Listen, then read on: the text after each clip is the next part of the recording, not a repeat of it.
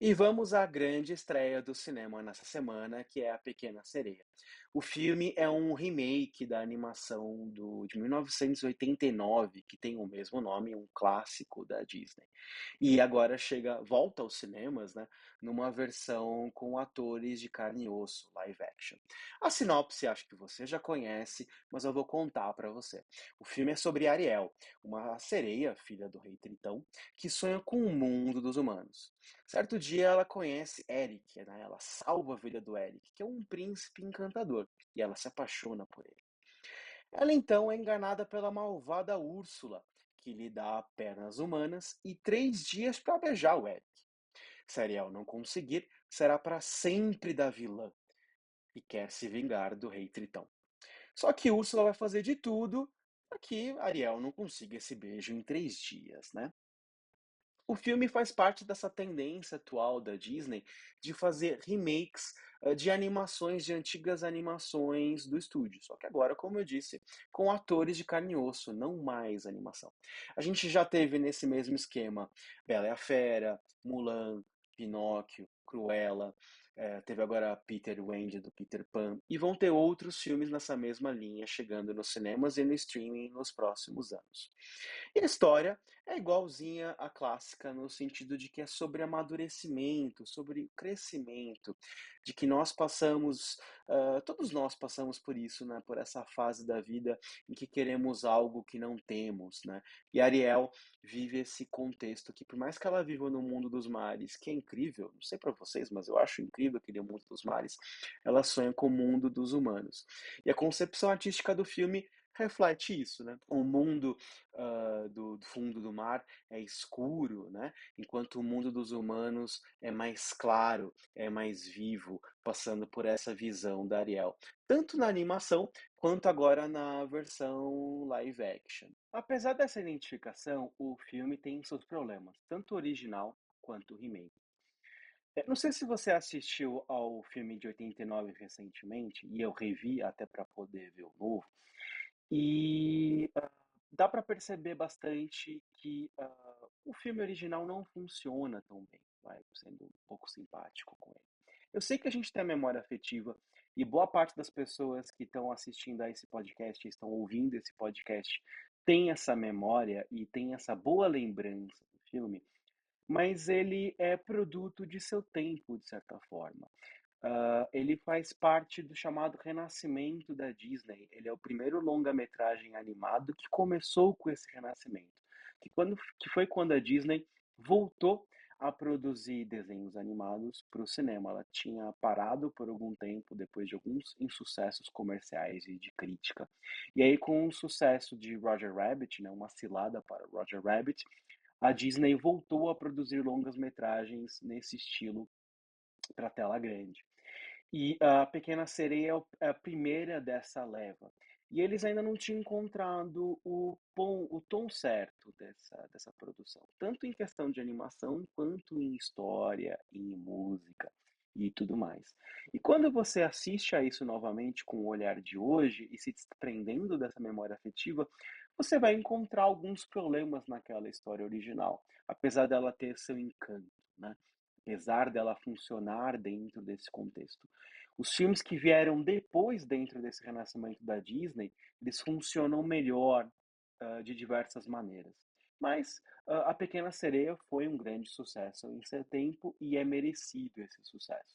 Mas quando a gente vê isso na adaptação live action, por mais que ela tente consertar alguns defeitos do original, principalmente na história, e é mudado o fim, né, o final da nova versão é um pouquinho diferente em relação ao original, e é um ponto interessante disso, mas ainda assim ela traz um pouco dos seus vícios que poderiam ser melhor trabalhados, digamos assim, nessa nova versão, né?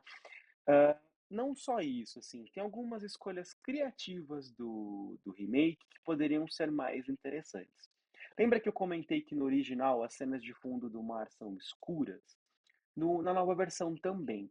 Só que no antigo, né, as personagens aquáticas, elas são muito coloridas, principalmente a Ariel, ela é muito colorida, ela é muito viva.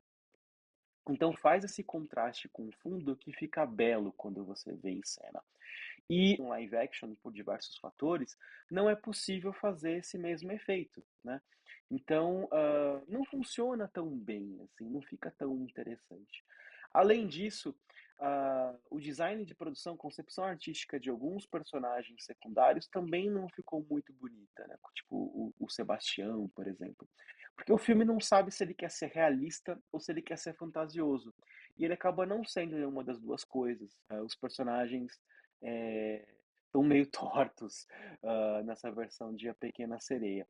Talvez se eles tivessem pegado um conceito mais artístico, mais fantasia para esses personagens, talvez tivesse funcionado melhor do que tentar ser realista e ficar no meio do caminho. Mas a gente pode tentar relevar um pouquinho disso quando se vê no contexto maior do filme, né. Mas o filme dá algumas bolas dentro também, tem algumas coisas que funcionam muito bem, principalmente essa ideia de abraçar mais a diversidade, de ter um elenco mais diverso. Isso é bem interessante, está bem colocado no filme. O Eric agora tem uma mãe. No original, inclusive, é uma grande falha dele, do primeiro filme, de 89, o Eric não tem família, a gente não vê a família real do reino dele ali. E agora a gente tem a mãe, né, interagindo e trazendo alguns elementos ali que são bem interessantes e isso também funciona muito bem nesse remake. O grande elefante na sala, para mim, é como as cenas aquáticas foram filmadas, né. Num mundo em que a gente consegue ter Avatar 2, não cabe mais à Disney fazer uma live action, um filme com atores, em que as cenas, do fundo do mar pareçam tão falsas.